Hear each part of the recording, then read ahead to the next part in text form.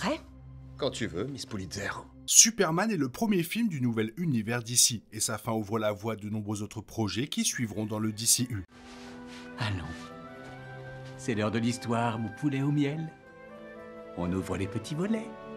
Cœur vaillant, œil sur la balle, on ne peut pas perdre.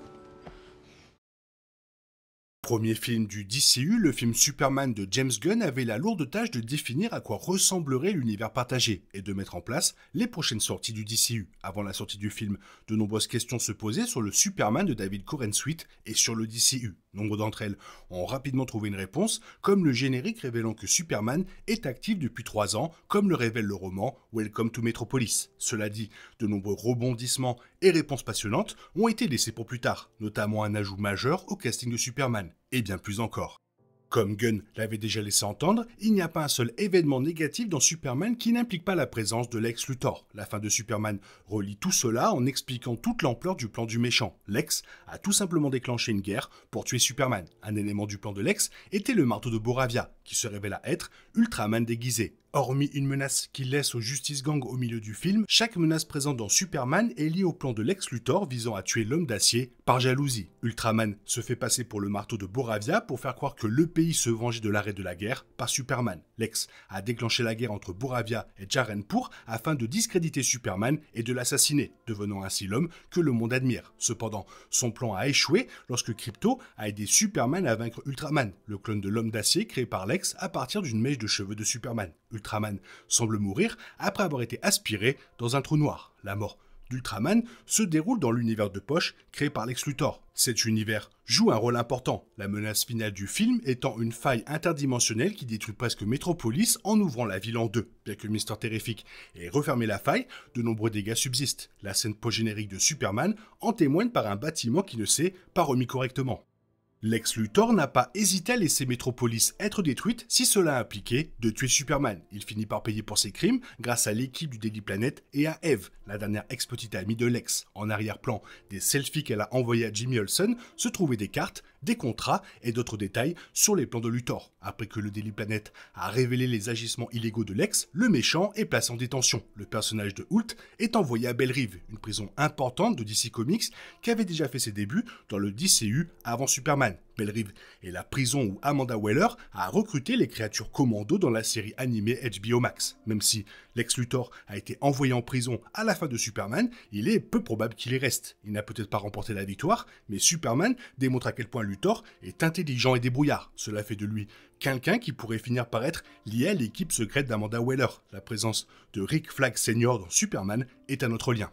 Au début du film, le héros se retire à la forteresse de la solitude après avoir perdu son tout premier combat. Ses assistants robots examinent ses blessures et le soignent grâce aux rayons du soleil. Ce processus étant intense et douloureux, les robots diffusent un message préenregistré des parents de Superman, Jor-El et Lara, pour le réconforter. Ce message était attaché à la capsule de Superman lorsqu'il a été envoyé sur Terre bébé. Une partie du message a été endommagée pendant le transport, si bien que Kal-El ignore son dénouement. Le message semble chaleureux et porteur d'espoir, et incite Superman à faire le bien sur Terre. Toutefois, Lex Luthor finit par s'introduire dans la forteresse et demande à l'ingénieur de pirater l'ordinateur, ce qui lui permet de récupérer l'intégralité du message. Après une bataille acharnée avec un kaiju, Superman voit Lex diffuser le message de ses parents aux informations. Il est révélé que la seconde partie du message consistait en des instructions pour Superman afin de conquérir la Terre et de dominer l'espèce primitive qu'est l'humanité. Cette révélation provoque rapidement un retournement de l'opinion publique contre Superman.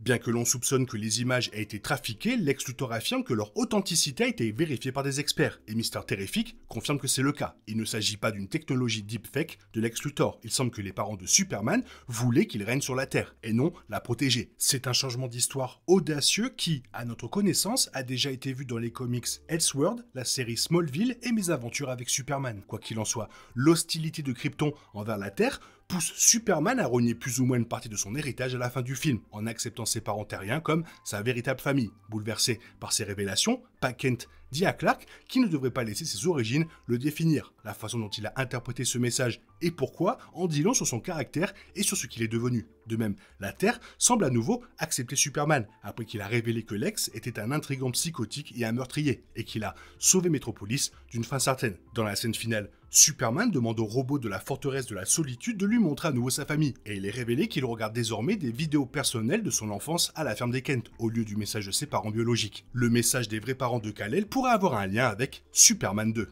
Le film a révélé que Lex Luthor avait transformé Angela Picard en ingénieur en lui injectant des nanites. Avec l'incarcération de Lex à la fin du film, l'ingénieur semble désemparé. Pourtant, ce ne sera pas le cas très longtemps. L'un des premiers projets annoncés pour le chapitre 1 du DCU était un film sur l'autorité. L'équipe est composée de personnages à la morale douteuse qui s'unissent pour protéger le monde par tous les moyens. De ce fait, l'autorité se retrouve avec plus de sang sur les mains que de véritables bonnes actions. Si l'on considère la façon dont l'ingénieur a laissé Lex la transformer pour obtenir le pouvoir d'affronter des méta-humains, le film sur cette équipe pourrait être particulièrement intéressant.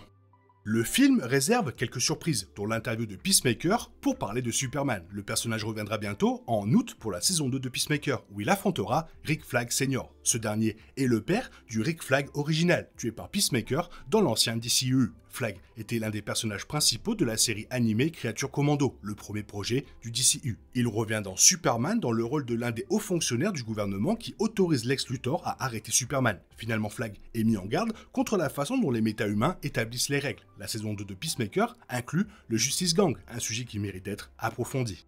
Superman était peut-être au cœur du premier film du DCU, mais n'était pas le seul super-héros à y apparaître. James Gunn trouvait important de montrer un monde habité par les méta-humains, comme en témoigne le générique d'ouverture, les fresques murales en arrière-plan, etc. Le Justice Gang y a joué un rôle majeur. L'équipe, créée par Maxwell Lord, comprenait initialement le Green Lantern Guy Gardner, Mr. Terrific et Hawkgirl. Superman leur avait confié son identité secrète et combattait aux côtés des héros, mais il ne faisait pas partie du gang. L'équipe a évolué à la fin de Superman, après avoir été secouru par Superman, Mr. Terrific et Lois Lane, Métamorpho rejoint le Justice Gang pour empêcher l'armée boravienne de massacrer tous les citoyens de Jaranpur à la frontière. D'abord réticent, Green Lantern accepte Métamorpho lorsqu'il affirme apprécier le nom du gang, ce qui a suscité les moqueries de tous. Le statut de Superman au sein de l'équipe reste flou.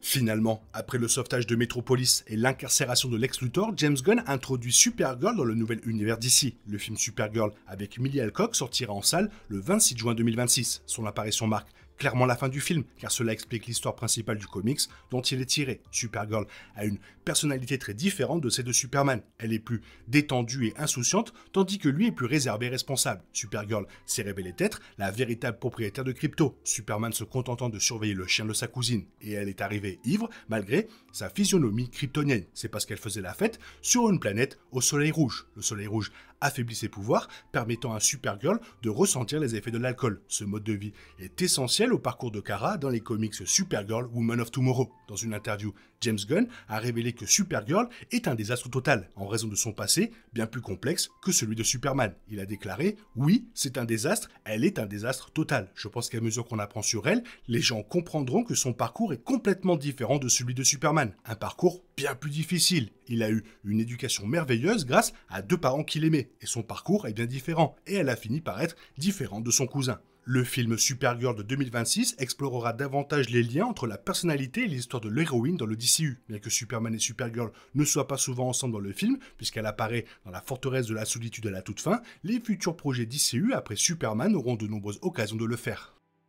Les fans de super-héros sont habitués à ce que chaque film prépare le suivant. Cependant, Superman est moins direct sur ce point. Ces 2 scènes post-génériques ne mettent pas en avant la suite de l'univers. Ce sont des scènes amusantes qui prolongent le film en question. Pourtant, l'histoire pourrait évoluer. Pour commencer, Lex Luthor se rend dans la célèbre prison des super-vilains Belle Rive. Non seulement il en sortira sans doute un jour, mais il s'y fera probablement de nouveaux amis qui l'aideront dans ses futurs projets. Il y a aussi l'idée que les parents de Kal-El l'envoient sur Terre avec l'intention de conquérir la planète. Bien que Superman et Supergirl aient de bonnes intentions, un autre kryptonien comme le général Zod pourrait apparaître dans un futur film et exécuter les ordres de Jor-El. Bien que Superman se sente autonome et conclue tout avec brio, Gunn pourrait exploiter quelques pistes dans un futur film.